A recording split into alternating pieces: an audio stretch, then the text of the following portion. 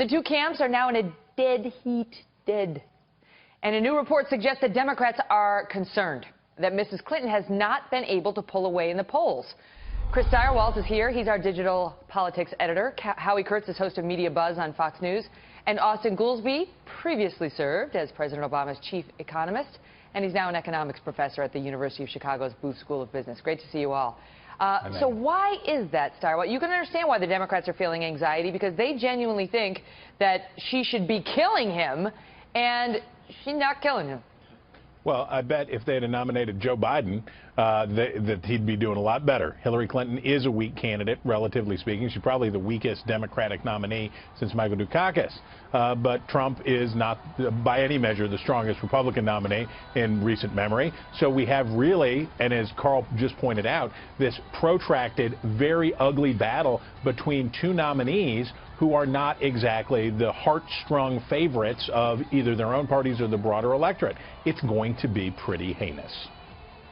And Larry Sabado's predicting, Austin, that she's probably going to get a 4, maybe 5-point bounce out of this convention. That Trump, he says the median bounce he got was 3 points, but he had been on a good trajectory even going into the RNC. And his point is, if she can get a 4-point bounce or a 5-point bounce and hold it, she's likely to win. Do you think she's going to get her a 4 or 5-point bounce? I don't know. I'm not an expert on polling. I know that the reason the conventions were early this year is because the Olympics are coming. So we'll probably kind of go into a holding pattern as people pay attention to the Olympics. And traditionally, everybody kind of focuses their attention on the general election around Labor Day. And I think that will happen again here. I think the two interesting things to me that came out of the Democratic convention, it had a totally different tone, and you could see them almost directly trying to claim two parts of the traditional Republican coalition that are maybe a little disaffected with Trump. And I'm not saying that they would necessarily like Hillary Clinton, but they might actually vote for her over Trump. And those are the commander-in-chief national security element and then the business conservative element. You could see components throughout the Democratic convention where they were really making a hard line trying to get them on board and view Trump as unacceptable. Howie, what does it say that the Democratic National Convention, the first 3 days, rated better than the Republican National Convention's first 3 days, but the Trump speech rated better than Hillary's speech, notwithstanding the fact that, she made history, first woman nominee, and so on? I alone can answer this. It seems to me, Megan, that more people watch Trump because he's the entertainer-in-chief. He's the new, sometimes outrageous figure on the national stage. I mean, Hillary Clinton, we've been listening to her speechify since 1992. But overall, more people watch the Democratic convention simply because it had more star power. The Obamas, Bubba, and then there was, Paul Simon and Meryl Streep and Sarah Silverman and Katy Perry. And, the Republican convention had trouble getting Tim Tebow even after he was announced. I don't think the discrepancy in numbers matters all that much because more people now see the clips played again and again online and on the web. I do think the thematic thing here with these two rather unpopular candidates is the danger for Trump is that Hillary was trying to position her convention as being more optimistic, more uplifting, less dark, and people were shouting USA. That's usually something we associate with the GOP. Howie, I'm hurt. And I thought Howie was going to say... I thought Howie was going to say that I was in a little 2-minute video on Monday. I thought Howie was going to say that's what did it. Well, that's the part we like the best, Austin. Chris, I want to ask you, so today Trump went on a tweet storm. I know you're going to be shocked to hear that, but he did. What? And among others attacked in his tweets was General John Allen, who I get he endorsed Hillary Clinton, right? I get it, full-throated endorsement. But the man served our country honorably for a few decades.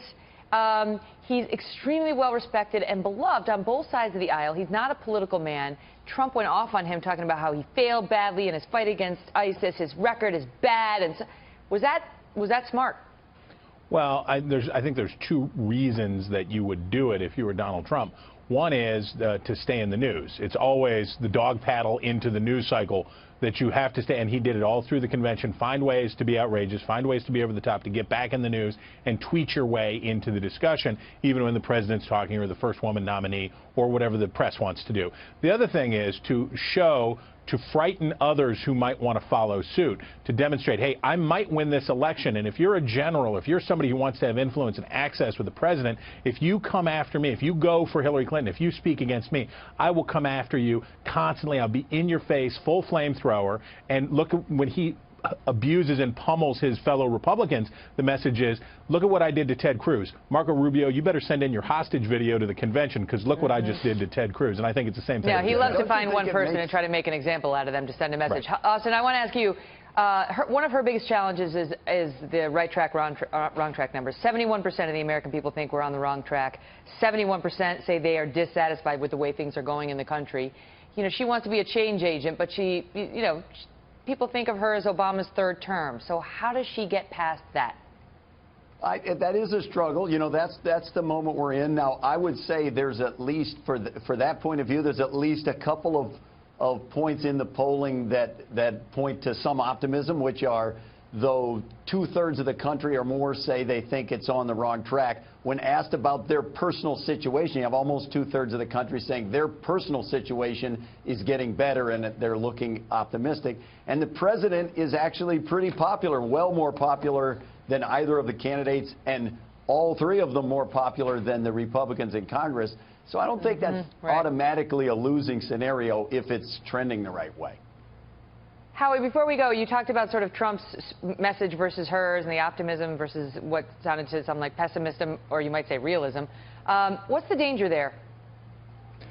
The danger for Donald Trump is that he gets tagged as the candidate of gloom and doom. But, of course, when you're the out party, you're always saying things are terrible and I'm going to make them better. By the way, I'm fascinated to hear no more Mr. Nice Guy for Donald Trump. I mean, all this stuff, crooked Hillary, Lion Ted, little Marco, what was that, patty cake?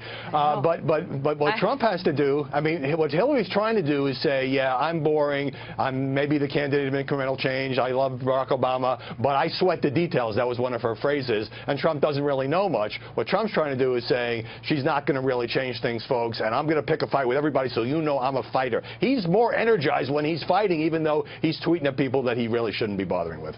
No more, Mr. Guy. I mean, I'm scared. It's scary. Great to see you out. I got to go. Same here. Bye, Megan.